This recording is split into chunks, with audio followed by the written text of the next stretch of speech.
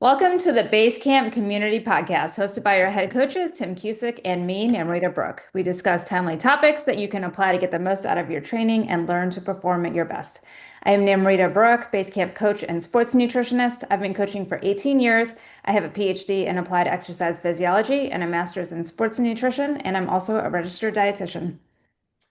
My name is Tim Cusick. I'm the other head coach here at Basecamp. I've been coaching for over 20 years, had the luxury of coaching numerous athletes to world and national titles and to the Olympics.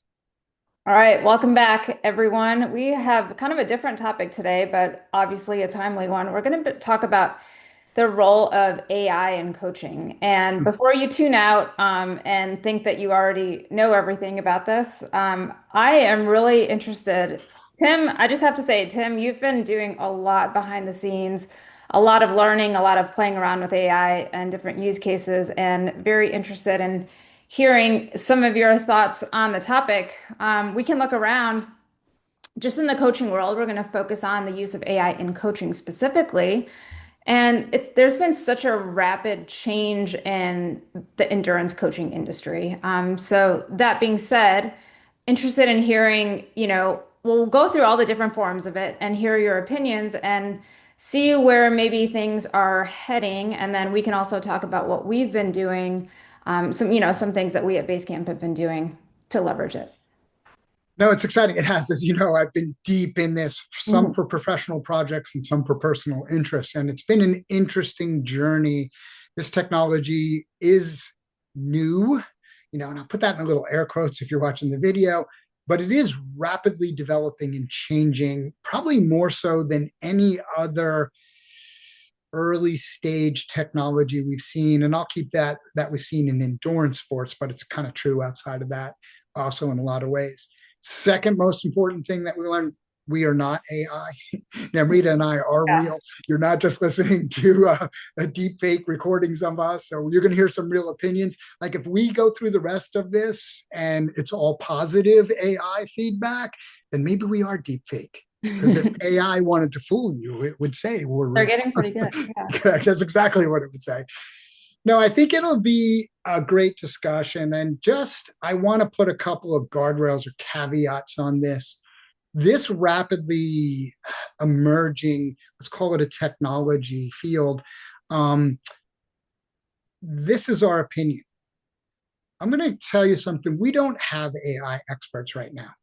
Like you can have experts at creating AI. You can have experts in data centers or all the things that people, but the rapidness of the evolution of what AI can do and maybe some of what it can't do, there's a lot more learning as we go than people think. And don't get me wrong, there's thought leaders, there's people ahead of that curve, but we don't even know what we don't know yet. It's Mhm. coming. So everything from this point on is opinion, meaning we've done a lot of work. We have a process here in Basecamp. I have a personal belief of how we use data. I encourage everybody, every endurance coach, every endurance athlete to form their own and build that. We're going to obviously talk about ours to some degree, but that doesn't mean you should follow ours. Learn your own. So from this point forward, opinion only is gonna be really the core of what we're talking about. Yeah. So getting started, thinking about AI specifically in endurance coaching, what are the main things it can do? I don't even want to say help us with because maybe there's some things it's making worse, but what's the capabilities in the range? Um, well, let's have other separation. Hmm. You have the concept of AI coaching, and then you have the other concept of AI. They're related and different. AI coaching is a specific technology, a software or an app that utilizes AI to execute a human like training program, coaching program to guide you through gaining of fitness and performance factors within your training. AI is just uh, a collection of learned intelligence that you can just banter with, ask questions of, and utilize in a general sense. So just saying those two things are different.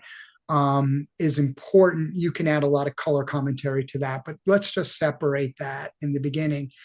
When we think about AI coaching, like you have to understand the underlying capabilities of AI. So let's start with the underlying capability.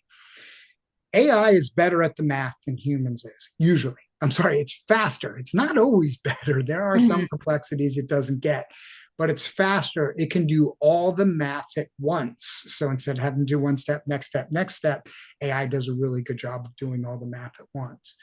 AI is very good at mathematical functions. As a matter of fact, it's some of these functions that might be the greatest strengths for endurance athletes. It's analytics. It's very good at descriptive analytics. It's very good at diagnostic analytics. It's very good at um, predictive analytics, maybe. But I don't think it's prescriptive analytic. I don't think it's very good at the prescriptive phase yet. And those are the four forms of analytics, by the way, for those listening. So I think its ability to do math, its ability to look at trend and do data analysis very well, to develop that data analysis into three of the four core analytics we like to use in coaching with data in endurance sports, which, like I said, are descriptive, diagnostic, and predictive, but it's not good at prescriptive. So the Um, predictive is because it's analyzing trends and just projecting those forward. Absolutely. Like if you think about what's predictive, that's a great question. If you think about what predictive analytics is doing, it's able to establish the pattern and trend you're on, establish some of the variables that could impact that, and Mm-hmm. then project it forward. And that sounds like really powerful, and it is, but also it's really dangerous Mm-hmm. because it's a very linear type of thing. Yes, it takes into account some variables, this and that, but only the variables that are in the equation. And Mm-hmm. as we know, like one of the things I always say, the response to exercise stimuli is a very complex thing. And that being when we apply predictive analytics to human performance, human training, man, that gets difficult. You have pretty big ranges of outcome when you do that. So I think that's a real key I want to focus on, through our conversation today, because usually when I hear of other coaches or athletes thinking about AI, it's like, well, I'm not worried about it because it's not going to replace the human, which is true, and we're going to talk about that as well. But from the standpoint of it being prescriptive, I mean, that's exactly what you need with coaching to some degree, is you have to be able to predict in the future with also understanding the variables that go into um, to humans, right? The individualization of how somebody is going to execute and adapt um, to the training that you're giving them as the coach, and then never mind all the other elements that go into, life and the stress bucket. Let's talk about that as a positive factor of AI, right? Let's try to quantify or put it in a way that everybody can say, oh, okay, that does Mhm. make sense. I see. AI does the math faster. So if I was to take on a new athlete, let's say you, listener, I've taken on you as a coach, you have 10 years of training data, and I'm going to start out kind of figuring out how to help you. I'm going to crunch that data. If I load your Training Peaks account, load that into my WKO and start looking at charts and graphs, I'm pretty good at it in the sense I've had a lot of experience in data analytics. I'll find things, but that'll take me hours. It Mhm. literally will, cause I have to look at one chart, I have to look at another, I have to begin to see a pattern. Once I see the pattern, now I'm looking at validation charts and is this right? Then I'm looking at diagnostic chart. Oh, what's the diagnostic? What's the pattern in your training load, training adaptation, performance, all the things that takes me 6 to 10 hours, right? It Mhm. depends on the athlete. AI can do 95% of that, 90% of that in under 5 minutes.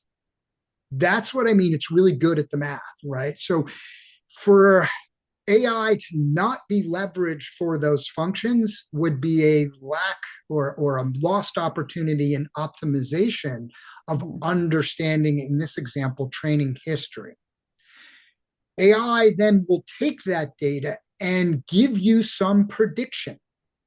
And it's really good at that because it And I've got to be careful. It's good at producing the prediction. And it's Mhm. good at giving you a bell curve of that prediction. And it's going to put the prediction in the middle of the bell curve.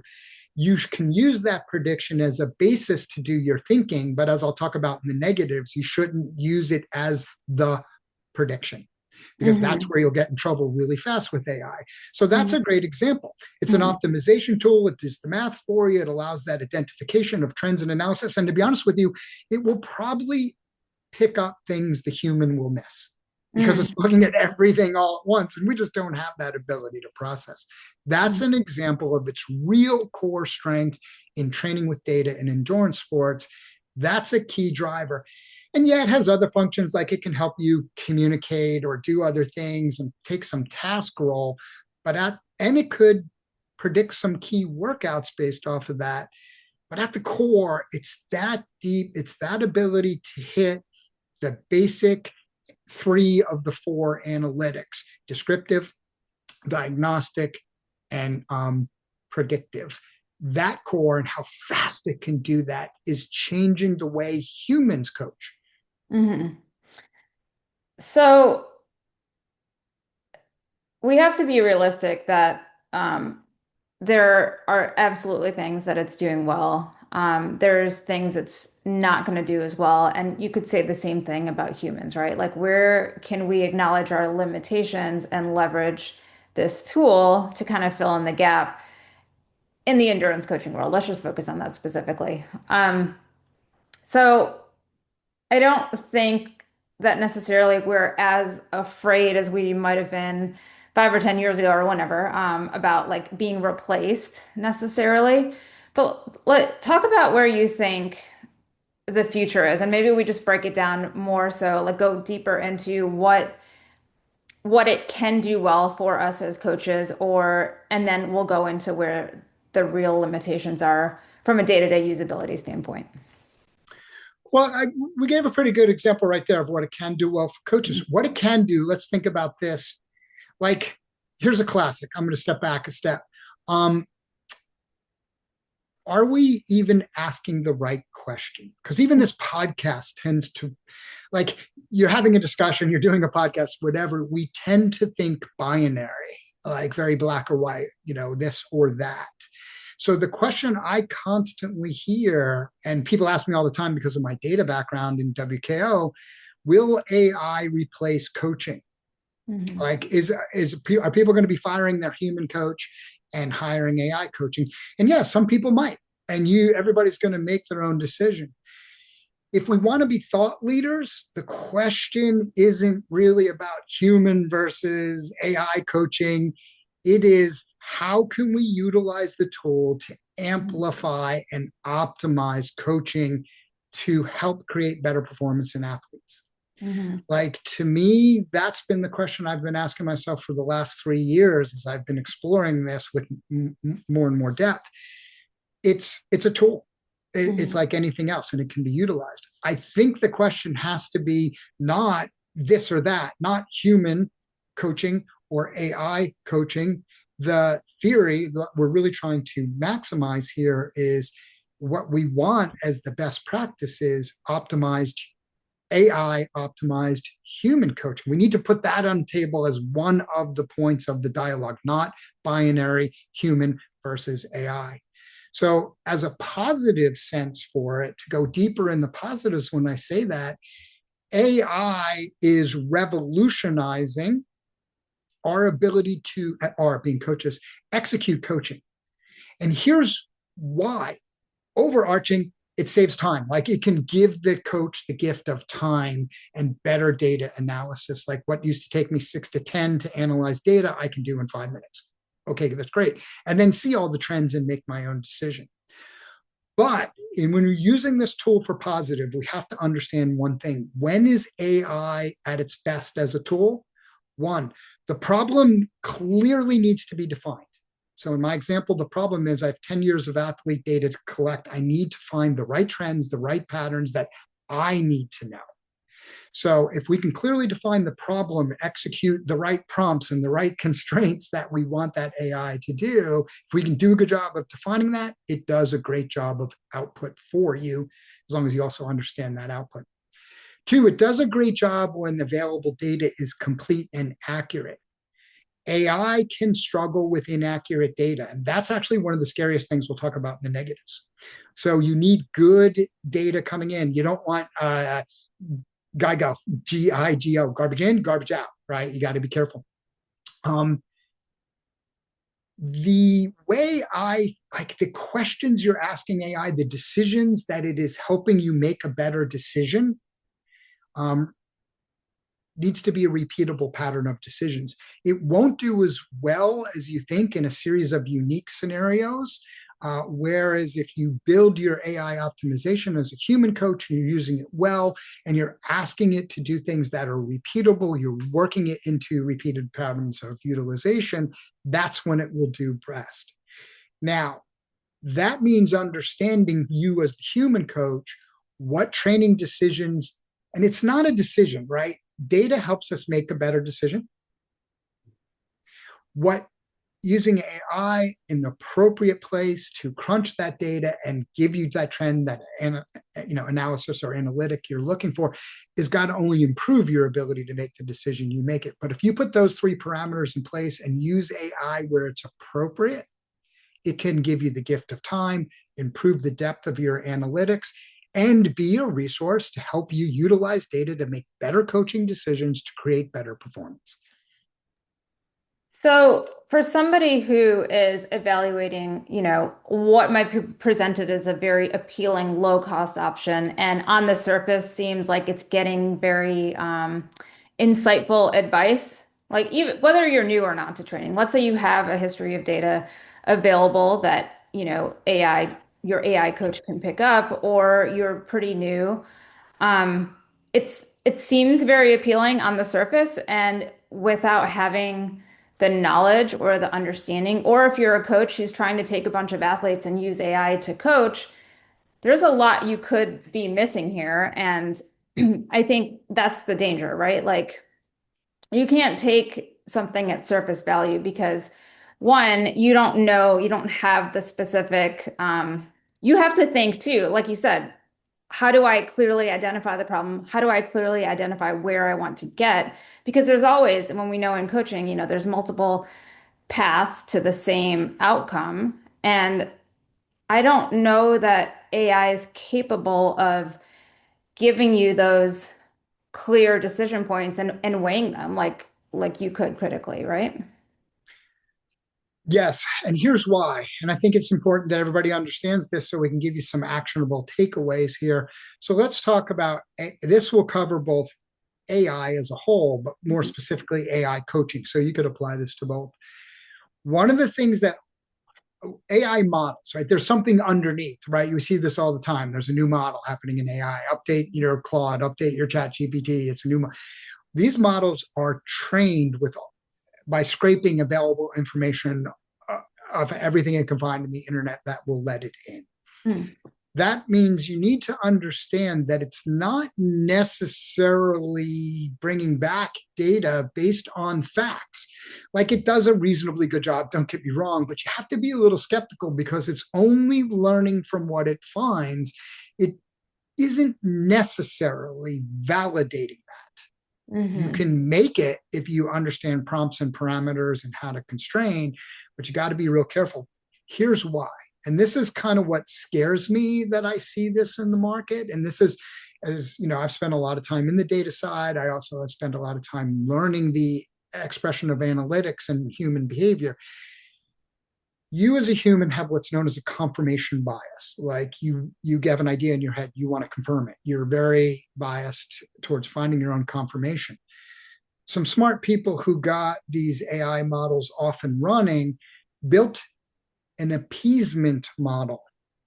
And what an appeasement model is, and you all know this to some degree, whether you realize it's fully official or you've just noticed it, when you ask questions of your AI, it's giving you positive answers. Yes, that's right. Here's why I think you should do that. Yes, this is a good idea. it's an appeasement model. You could actually turn that off, believe it or not, but that's a whole another session. Um, but understand it's learning, right? It Mm. is learning. So you have a confirmation bias and you tend to ask your questions exposing that bias. You tend to bring the confirmation bias into your question.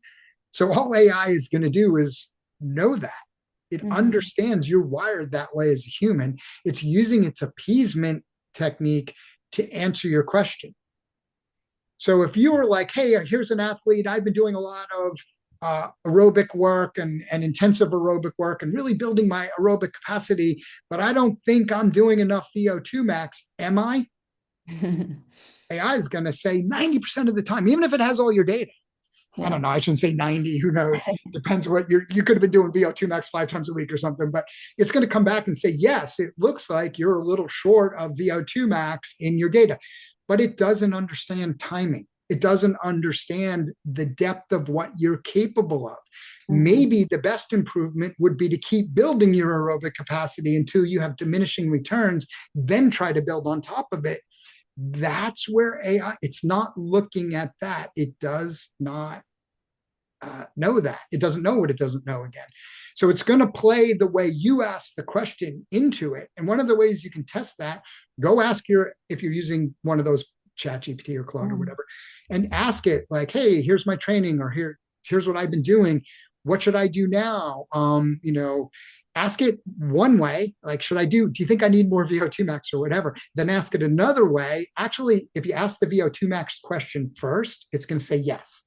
Yep. Then if you ask it again, say, well, in general, what should I be doing? It's going to say VO2 max. It'll Mhm. it'll do something similar to that than I just said because it's learning from you in the way you're asking questions. Whenever you're interacting with AI, you need to go back and say, validate this. What science did you use? What science basis is that? Or to be even better, constrain the whatever model you're using, build a project or a model, and constrain it within a selection of beliefs, science, things and that. So then it will at least have guardrails on what it's going to answer. That's problem one. Now I'm going to tell you problem two that really scares me. Mhm. And outside of snakes and spiders, very few things scare me. So here's what really scares me. If you have data, like you're feeding data to your AI, and let's just say you're doing a bunch of screenshots of your training, or you've given it 5 years of your training files, or whatever, it's compiling that into, let's call it a story, your training story, right? And it's not really a story, but it's an easy way to think about it.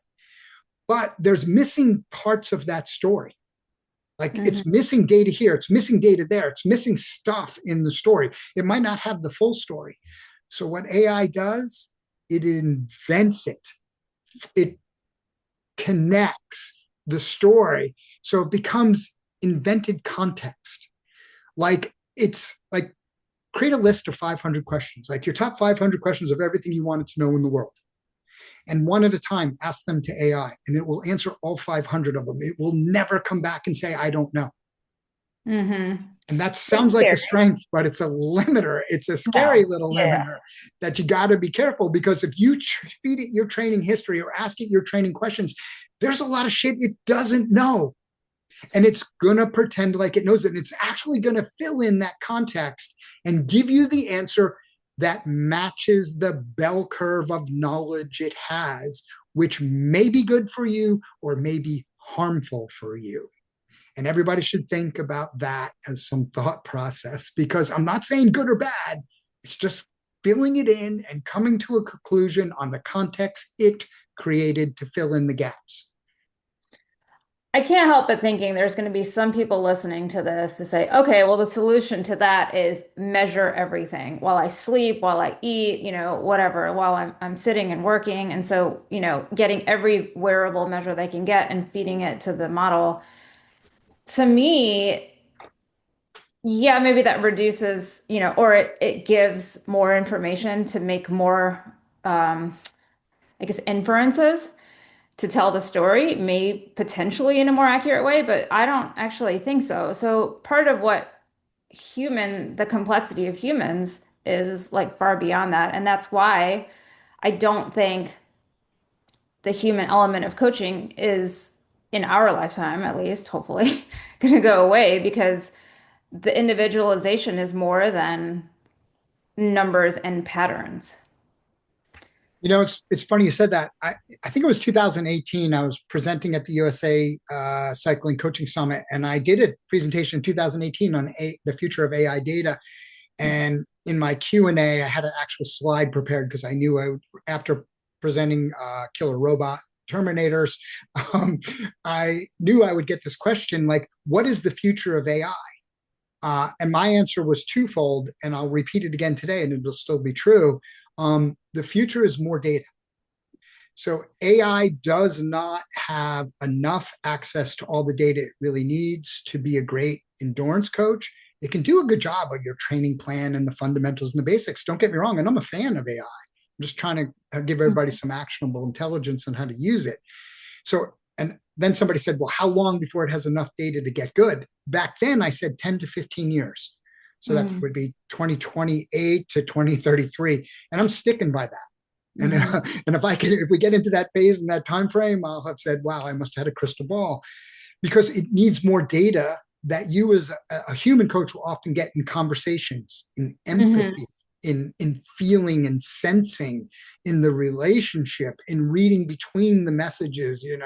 That stuff, that missing data is part of it. Power and heart rate is not the answer to great coaching, right? It goes beyond that. Now, as we have more and more wearables, more and more access to data, and you are using AI more and it's learning about you, and then that will become more possible. But in Mm-hmm. my honest opinion, you're not there yet. So when Mm-hmm. you put these two pieces together, and I'm kind of lecturing now, and I'm not lecturing to not use it. I'm lecturing that as you learn to use it, have your own personal guardrails going. So when you think about this, it fills in the context of your story. Mm-hmm. It's kind of targeting that bell curve, and it doesn't really have enough data on you to get there. Mm-hmm. The answers can be wrong. Here's the problem: because it's running on an appeasement model, you won't know Mm-hmm. what parts are right or wrong. Like, you don't know what came from garbage in, garbage out. You don't know what comes from it filled in the context. The athletes, and here's the cycle right now. And man, I'm going to put on my flame retardant suit because we're going to get comments on this one. The person who's going to get the least benefit from AI coaching is a very unknowledgeable athlete, a person who doesn't know the concepts of training, the basic physiological principles, because you're not going to have any knowledge base to measure that. And Mm-hmm. if it goes wrong and goes sideways, you're going to go down that sideways path, which might actually be more negative to your training than positive. Or So I it might work actually, out. yeah, no, there's an app out there and I'm not going to name it and it's not for cycling, it's for a different sport and I hadn't really like looked into it at all or followed it, but then I saw there were all these like wide statements, stories, accusations, if you want to call them that, of like people becoming severely overtrained, Yep. um, and particularly newer athletes, who didn't have that knowledge. So that is a huge danger. And, what you think you're getting for, 15, 18, $20 a month, if you don't know any better to ask these questions. And I'll go back to, giving Basecamp a plug here. This is why we always feel it's so important to educate athletes on the understanding of why and the knowledge behind the training. Ask your questions, especially now as AI is coming into play. Like you having that knowledge is powerful. You control your journey, your health. You could be on, at $20 a month taking the fast track to reds or overtraining or just like burning out of the sport or just not enjoying it or whatever, like stagnation, whatever, like pick your negative outcome. But yeah, all while being appeased through it and saying, yeah, you're doing great, you're doing this right. And it's kind of a mess if you think about it that way. Yeah, and it sounds so negative, and Yeah. it's not, man. There is a great future. There are a lot of utilizations for AI. We just have to be careful how we sift through this as it rapidly changes. I'm going to add one negative example, and then let's go on to Sure. how to really, how we or what our opinions Yeah. is to use it and get to a healthier, because I'm really not bashing it. This is a very cool, effective tool for the future. We're just in the evolution. Mhm. It's in its young teens now. It needs a little more maturing, maybe. But I'm going to give you an example because you said it. I've been testing different endurance coaching AI programs. I did one a couple of weeks ago. I am not really training, but I'm kind of training for gravel worlds. And it was pouring out dark, and I needed to go out and do my training. And I'm like, all right, I'm going to do the training that this program said. Um, I went out. It was so heavily raining. I didn't want to get run over by a car or get into the mud of gravel. So I went to our local rail trail, and because I figured nobody would be out there in the rain. And I did a bunch of tempo intervals, some sweet spot intervals, I forget. And when I came back and loaded the data, the AI system that I was using saw that I climbed like 7,000 feet. And I was Kind like, of wait a realism. minute. That's Yeah, yeah. I was on the rail trail. But the problem was the barometric, the storms were rolling in like thunder to no thunder. And the barometric pressure was rolling up and down, and it was throwing off my Garmin head unit's measurement of elevation. Hmm. The software itself picked that up as me climbing, Hmm. set that as my climbing basis, saw that I wanted to do climbing, and added more climbing to my work. I worked hard to correct it through the input system, saying I wasn't climbing, the data elevation is wrong, correct that.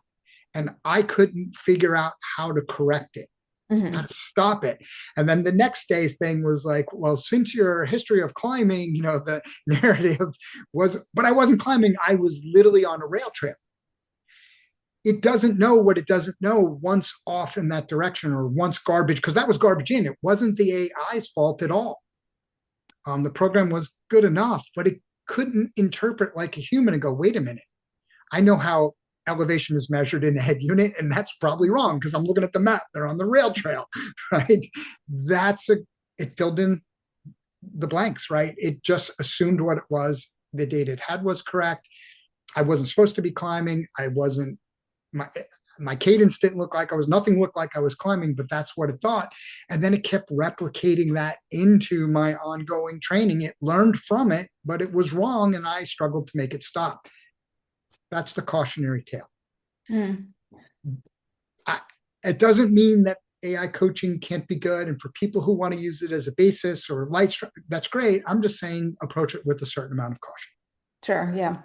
So, okay, we did start out with a bunch of things that AI and AI coaching can do very well. So let's go back to that and think about coaching now and how we see the role of AI in the coaching marketplace, how, and maybe get into the discussion of what we are doing in Basecamp. So it's not one or the other.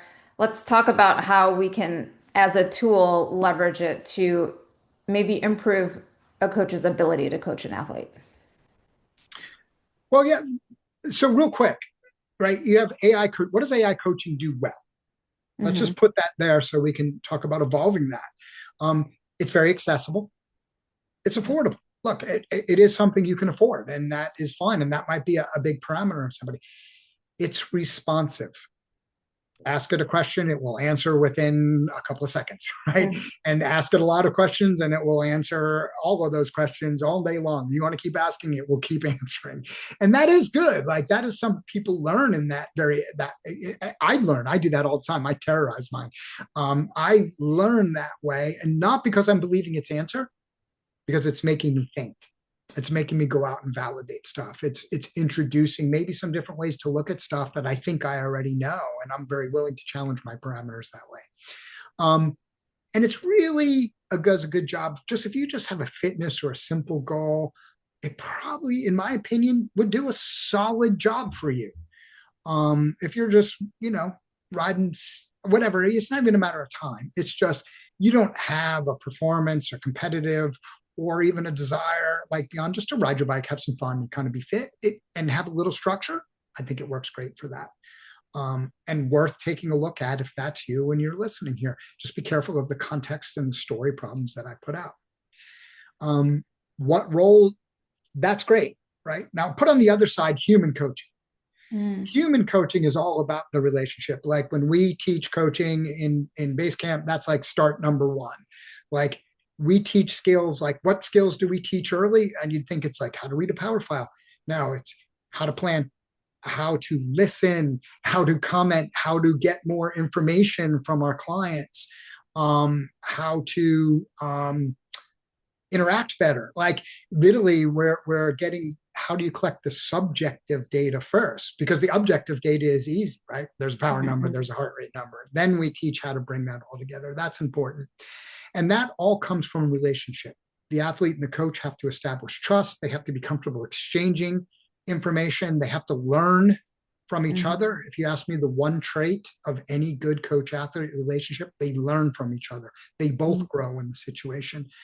Um, Traditional coaching has limitations. You ask a question, you don't always get an immediate response, right? We have a text, we have an email, you might not get back to that for a couple of hours, and that happens. So you don't have that immediacy of AI coaching. Um, it's one of the places we have the biggest challenge. AI is setting an expectation of immediate response where coaches who are coaching, a handful of athletes or need to go back and look at the data before they respond to your question. That delay is there, and we need to appropriately manage those expectations. Those are At the two same time, keys. yeah, like I agree. And at the same time, on that front, like I have always said, don't trust a scientist or a coach or, anybody who is not willing to say, I don't know, but let me try to find out for you. And so that time of the coach saying, okay, that's a complicated question where AI might just give you the appeasement answer immediately. The coach might need some time to look through some data to think about, okay, correlation is not causation. So what could be leading to this, response or, how do I develop a, an answer that is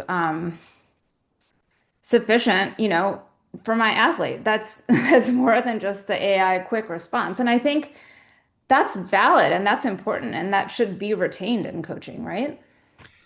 Couldn't agree more. And it's a great segment. It's a great lead into, okay, Tim, you kind of gave some benefits and some negatives of both, right? And you're exposing this concept of yes, because it takes the heat to. I so appreciate what you just said because I've been in that trap lots of times where it's like I don't know, but I'm going to find out. You say Mm-hmm. that it's probably one of the hardest things for a human coach to do because you Mm-hmm. want your athlete to have confidence in you, right? So you want to have that immediate answer. And coaches, based on their experience, have a certain amount of stored knowledge, but there certainly are plenty of things we don't know. And it's a balance. I actually find that over time, an athlete will trust a coach who is willing to say, I don't know, but comes back with the answer more than maybe has a superficial answer every time. Mm-hmm. So, with that said, it's an interesting segue. So, we have human, we have AI coaching. What's to me the answer? And this is opinion, everybody. This is our view. And we're going to talk a little bit about a company view because we literally are rolling these things out as we record this podcast. Um, it is obviously we're going to believe more in human coaching, but the goal really is how we use artificial intelligence. Here's a philosophy I've taught for 20 years. Data helps us make better decisions. So all of coaching, I'm going to tell you right now, there is no perfect coaching. There's no 100% guarantee of results. It is way too complex. You as the listener, the human being, you're way too complex. Like your adaptive response to stimuli is not as linear and black and white as we wish it was. That being said, we're always trying to create better odds of you getting there. That really is a good coach's goal because there is no perfection. Now, we can take the idea of artificial intelligence, of AI, and take the idea of human intelligence and use the AI or the human coaching more than intelligence to amplify the human coaching. That to me is the trick. We want to use this ability to do all the great things that AI can do, appropriately constrained and understanding that we're keeping it as a tool in the toolbox in the right way to optimize and amplify the coach's job and their ability to utilize data to make even better decisions, which will increase the odds of your fitness gain, performance gain, event success, goal achievement. That's our end goal. How do we, and it might be oversimplified to say, how do we take the best of both worlds, right? But it is. But to understand, you can't coach with AI. AI is a tool, it crunches data, it improves our decision making process, but that must be then looked at through a human who has the subjective relationship with the athlete. So a human coach who has the subjective, there's a relationship, there's an understanding, there's a empathetic connection of what they're going through and how they're currently feeling that reads beyond the story. So instead of just filling in the context, the coach understands it and then uses that data and that subjective and understanding to execute an even better decision. You said That's some, the connection. yeah, you said something earlier that I think is a key difference too. So you're using AI, and you said it, you'll ask it questions and you'll keep asking it questions because it makes you think. And I think that's a key differentiator in how the danger of a lot of coaches out there who might be trying to use AI, they're doing it to save time, but they're not using it to make them think. They're taking the answer at face value and they're gonna spit it out and put it back in or put it in Training Peaks as a workout or put it in as a post-workout note or whatever. And they're taking that thinking part out. And I think that's the real danger. And something when we're rolling out the use of AI tools to our coaching team, we need, we are being very cognizant of, and our coaches are as well, because that is the critical part that you can't take away from the human element. Couldn't agree more. And that's how you need to learn to use AI to some degree. And this is complex to do on a podcast, but it's like you need, and when you hear this whole idea, we're training AI, we're training models and stuff like that. You should not just be using an open chat, like you're going into your chat GPT and just asking questions about training because there's no constraints. I'm going to give you an example. I'm going to go back to the VO2 max example I was giving earlier. I replicated the experience of the person. I said, hey, should I be doing more VO2 max? And it said so.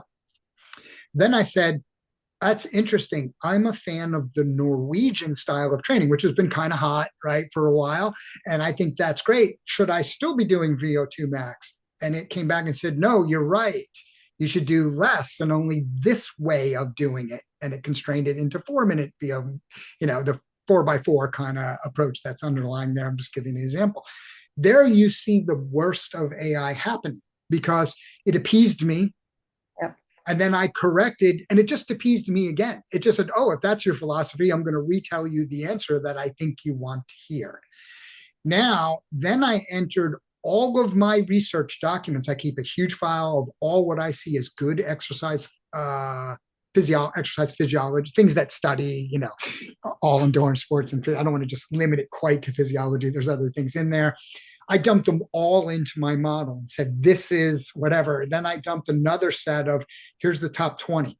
And that really helped define me as a coach. That sets parameters to the answers I get. But it actually over controls, it over guardrails, it over parameterizes the model. And the answers I get are too restrained by that category. This Yeah. is tricky stuff, everybody, we're getting into. So I don't want to ask either model, the wide open one or my fully constrained one, unless I'm willing to spend a half an hour talking to that model saying, are you really sure? What about this? What about that? And the end answer is never constructive. The Yeah. journey is constructive. And that's what Namrita is talking about, everybody. It's the journey of going through that. Like, hey, there's a couple of highlights that I need to just keep rejiggering in my mindset of how I approach those things. It's funny. I mean, everything you just said has been totally my experience, and I've gone through it with the nutrition side too. And it comes back. I mean, it learns, but it's almost like it learns too well, and then it's like too constrained. And again, like humans and coaching is not that constrained and not that straightforward. So, a lot of cautionary tales in there. I think there's a lot of promise. So. Oh, yeah. I don't know. I don't like this is, I feel like very much your area, so I don't have a ton more to add. But if you want to give maybe a kind of closing thought, final takeaway, maybe a teaser on specifically what you've been working on behind the scenes for us. I'll let you take it. Yeah, and this is going to sound a little silly, everybody, and it's maybe it is, maybe it's not. I don't know. It's like it's clarity. Mhm. So a lot of the listeners are part of our base camp community and stuff like that. It's clarity because we want to take a position here, and I actually think this is the right way to use AI. And I'm willing to have a great discussion with anybody. When we post this on Instagram or whatever, ask us in the comments. Make sure we turn on the comments to all of this so that you could ask and say, "Hey, what do you think?" And we'll see if we can interact with it. It might get to be too much, to be honest, but we'll take that chance. Um, the it's a, Data helps us make better decisions. The better we surround ourselves with good data mining, data acquisition, data utilization tools, the more we enhance those decisions. AI is probably the greatest set of tools. It's not just one tool, the greatest set of tools we're going to put in our analytic toolbox ever. Like, I don't know, I can't see the next evolution. But like anything this powerful, it has to be used wisely. We, our program's name, we're going to announce this in a week or two, is called Data Smart. And what Data Smart is, we've pre-built a series of apps, of software, of really, let's just call them agents. It's easier to think about it that way, GPTs, that do very specific analytics. We've constrained each one of these tools, and we have about 8 that our coaches are utilizing. These are our coaches' toolbox. It's something our coaches are becoming trained on. Namrita is training and developing on them, in this area. I'm writing them, Namrita's training them, like how we use them. And these Data Smart are things that are meant to optimize the coach's time, improve their access to analytics, give them actionable intelligence. Remember that term. That should be the output of any analytic. I want the analytic to spit out something that will make me confirm or change. And if the analytic doesn't give you information that does one of those two, it's not a good analytic. Those tools are constrained in what I call hard data manipulation, hard data calculations. Find the trend. Mhm. So I'll give you an example. Like, we do have, when an athlete onboards, we have an AI system that will look at historical data, identify a key set of trends that Namrita and I have identified. Like, these are the things we need to know in new athletes, that immediately surface better understanding from the data sense. So the coach can focus on the relationship side, use the new relationship and that data to get the athlete off to a better start. We don't coach with that data. It's not putting out, here's the workout that athlete should do. It's saying, here's the trend, here's the pattern, here's where it looks like responses happen and responses not happen. The coach still is interpreting that, and they're simply using it to add to their intelligence. It's another tool in the toolbox. And it's so the goal we're trying to give to our coaches, we're trying to improve their analytics 10%. We do a lot of data training, as you can imagine. Our coaches are good at the analytics, but I'm trying to give them the gift of time. If I could save them hours, a month, where they're not looking and staring at patterns and trends and calculating something or using WKO and a bunch of different views to try to manage it all. If we can give them that time back, they'll coach you better. If you're a self-coached athlete, listening to what I just said, if you could use AI as the same set of tools, you will self-coach better. Because instead of sitting there looking for your own patterns, which you're going to struggle a little with because you have a confirmation bias, the AI will, as long as you don't, if you constrain it, whatever, it's going to get you into the journey of the dialogue. Just don't accept the first answer. Use it as a tool. Like, maybe build your own agent, maybe constrain it to some of your own constraints, do that. But keep the dialogue going. Well, I don't believe I should do 5x5 VO2 max. What does that validate on? What's your science behind that? Why do you think that's the best? Like, don't accept the first context of the story, because you'll learn from the journey. It has a tremendous amount of information. To be honest with you, it's just not really sure what to do with it. Mhm. But that's part of your interaction. Our system, our data smart system, has constrained that into the philosophy that Namrita and I bring to coaching, um, based on science and everything else. It doesn't mean it limits what it's reaching and access to, but it behaves within the guardrails that we want it to. It's funny when you were talking about using AI as a self-coached athlete, it kind of makes me personally kind of crazy because I would hire a coach in the search of reaching my potential as quickly as possible and not wasting my time on a bunch of, going down the wrong path.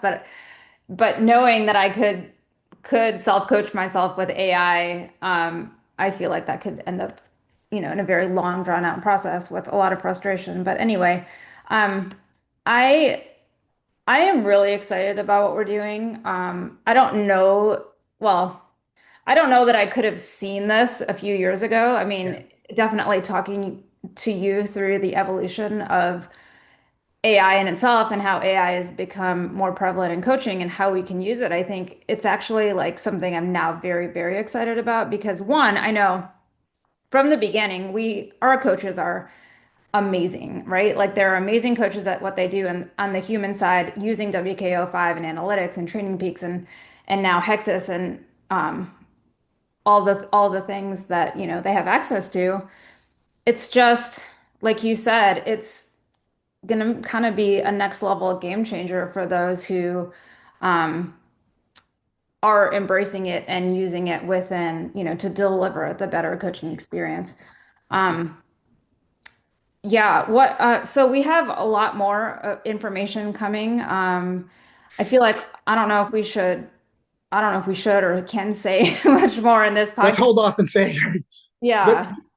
here's a great analysis. I just heard this the other day and I thought it was awesome in this idea. So if you're a self-coached athlete and you're listening and like, well, that doesn't help me. Those are Basecamp's coaching tools. The idea helps you build tools. Like, don't just believe it. That's kind of what I'm saying. Think about it as a toolbox approach. And then here's the analysis I heard about what AI is doing for toolbox, like this concept of a toolbox. 20 years ago, I had a toolbox. I'm old enough to have one 60 years ago.